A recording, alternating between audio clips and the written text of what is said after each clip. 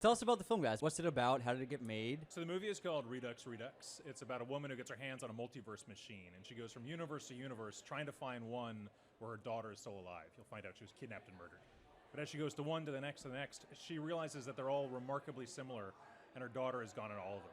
So she figures, if I can't find my daughter, at least I can kill the bastard who did this to her. And so she kills this guy 1 time, 100 times, 1,000 times, so many times she's lost counts. And it's starting to strip her of her humanity. And so this really is, it's a revenge flick, but it's really a morality tale about the perils of revenge. You guys came up with a really original concept and gave audiences something fresh and a new way to tell a story in a multiverse saga that hadn't yet been done before. And I thought it was really original. I thought it was so unique. I thought it was so fun as it was unfolding. It's one of those movies where you don't know where it's going to go, and you're just along for the ride as it's unfolding. And it was a great job. Thanks so much. Thanks.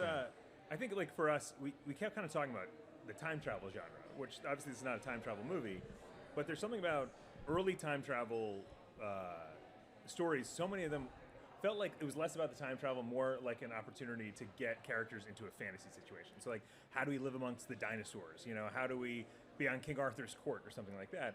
And it wasn't until we were watching movies like The Terminator or Back to the Future that it felt personal and it felt small, and like that's what we gravitated towards. So we kept talking about the multiverse and saying, like, how do we make it personal? How do we make it small?